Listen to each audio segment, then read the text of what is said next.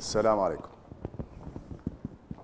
حين دعيت إلى هذه التظاهرة اخترت عنوان لكلمتي اللغة ومخاطر الذهنية الصفوي، وفي الحقيقة كان المفروض أن أختار عنوان آخر أكثر دقة، وهو اللغة والحب القاتل.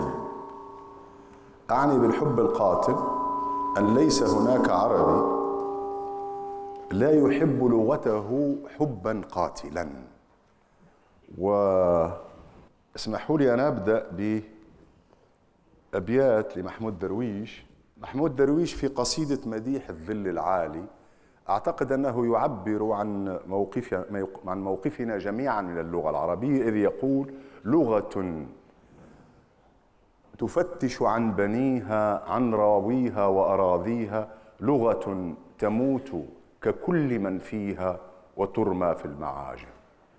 ليس هناك عربي لا يحمل اللغة العربية في ذاته جرحا ومجدا، علاقته بها ملتبسة. محمود درويش قال إنها ترمى في المعاجم، تموت ككل من فيها. وسيقول بعد 20 سنة سيقول ممجدا اللغة العربية محتفيا بها: لا أحد ما دلني أحد علي، أنا الدليل بين البحر والصحراء، من لغتي ولدت على طريق الهند، بين قبيلتين صغيرتين. ثم يضيف: من أنا؟ هذا سؤال الآخرين ولا جواب له. أنا لغتي معلقتان عشر، هذه لغتي أنا لغتي.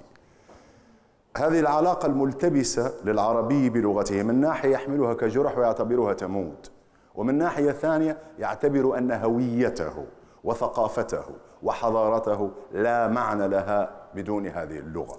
ولذلك في اعتقادي تكاثرت الجلسات والمؤتمرات والندوات التي تحدث عن المخاطر المحدقة باللغة العربية.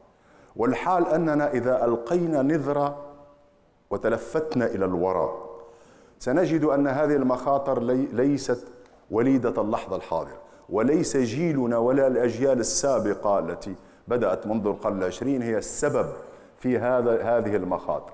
فإذا عدنا مثلا إلى القرن السابع، ابن منظور القفسي، وهو مؤلف أهم معجم على الإطلاق في الثقافة العربية، معجم لسان العرب الذي يبلغ 15 مجلدا، كتب في مقدمة معجمه إنني كتبت هذا الكتاب في زمن يتحدث عن القرن السابع للهجرة. يعني ثمة 7 قرون تفصلنا عن هذا الكلام، يتحدث عن ناس زمانه. فقال إن الناس في ذلك الزمان صاروا يتفاصحون في غير اللغة العربية، وصار النطق بالعربية من المعايب معدودة، أي من يتكلم الفصحى يعيرونه.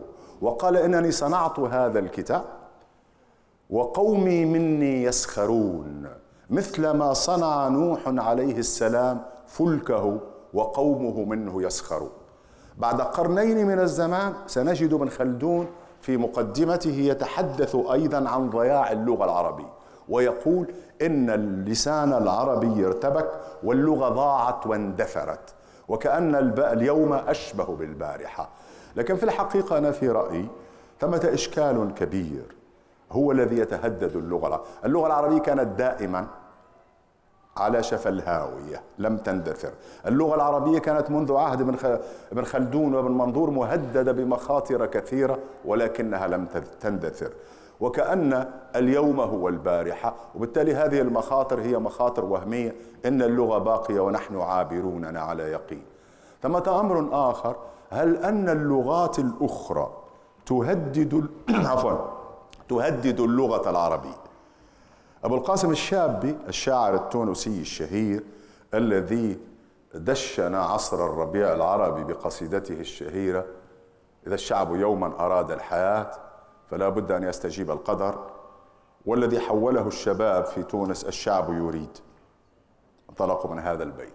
أبو القاسم الشابي كان قد درس في جامع الزيتونة، الجامع الأعظم في تونس، وكان لا يتقن إلا اللغة العربية.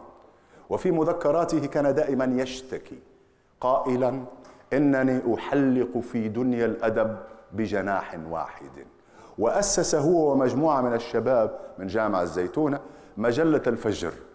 هذه المجلة في كل عدد كانت تطالب الحكومة بتأسيس مدرسة الألسن.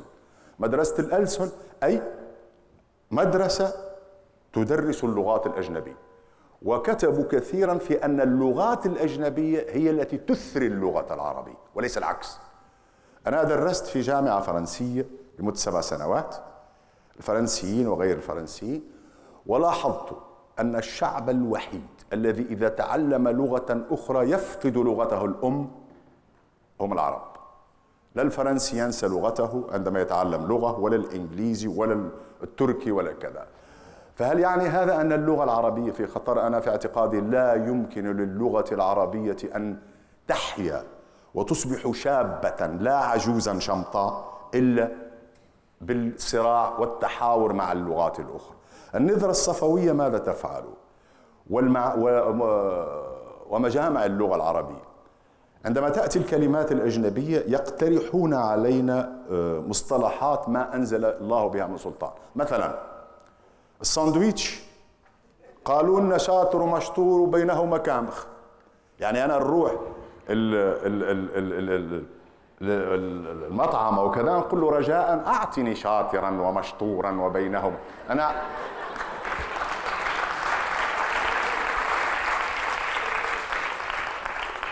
أرجو المعذرة وسأقولها صراحة، أنا لو كنت في مكان هذا البائع سأدله على مستشفى المجانين. اقترح هذه الأيام طلعوا علينا بشيء جديد، قالوا لنا ما عاد تقولوا انترنت، الآن يجب أن تقولوا الشابكة. أي شابكة يا ابني؟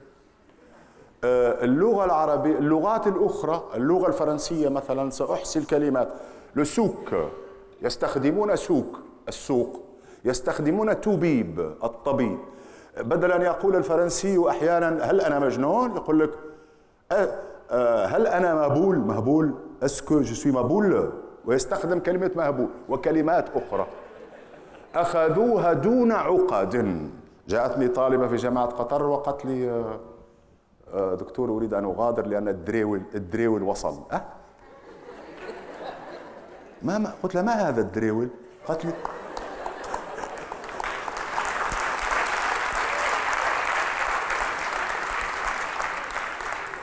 لي السائق. قلت لها يا ابنتي درايفر.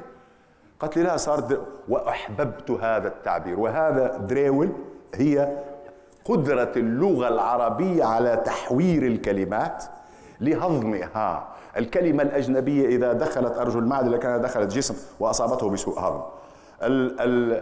العربية ماذا تفعل فينا وبنا؟ تقاوم وتدافع عن نفسها فتحول الكلمات.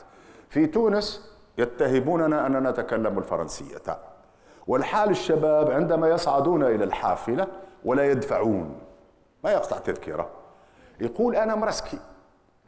مرسكي هي تحريف عربي لكلمة ريسكيي الفرنسية، وبالتالي عندما يسمعها الفرنسي لن يفهمها. أنا مرسكي حولها إلى أنا مفعلل بالعربي، وبالتالي لكأن اللغة دائما. إخواننا في لبنان وهذه جميلة جدا، أنا مع الفرنسي يقول بونجور، إخواننا اللبنانيين بونجورين.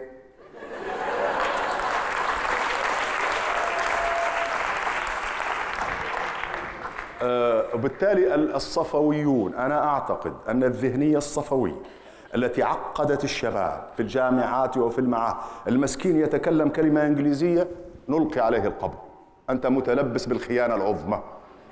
والحال أن هذه الكلمات ستدخل سألت أحد الإخوان السوريين وهو أستاذ جامعي جليل، قلت له بالله بندورة عربية الكلمة؟ أي الطماطم بندورة. قال لي طبعا عربية.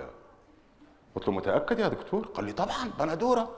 قلت له يا عزيزي بندورة هي بومي دوري بالإيطالية.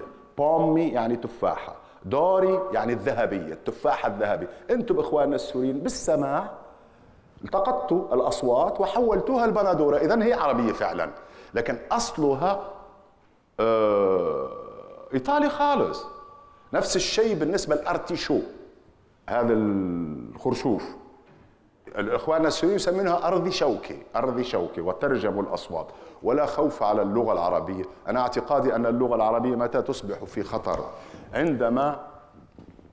عندما نصبح نقول علي كتاب، علي كتاب، وقتها التركيب اختل. أما الكلمات مرحبا بالكلمات. وكبار المثقفين وكبار اللوحات العرب قالوا في الماضي في القرن الرابع الهجري والثالث: ما قيس على كلام العرب فهو من كلام العرب. الرسكي كلمة فعل بالعربي، بونجورين بالعربي، الانترنت كلمة دخلت. أنا في قطر أقول موبايل على لا أقول لا جوال، جوال يعني هو يتجول وأنا وراه أركض.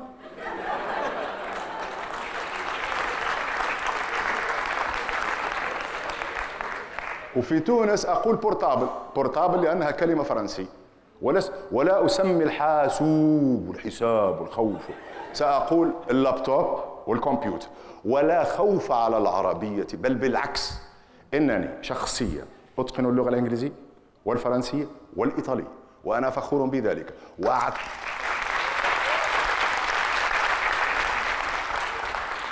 وأعتقد جازما أنني أتكلم لغة عربية أنيقة نشطة بهية مغرية هشة،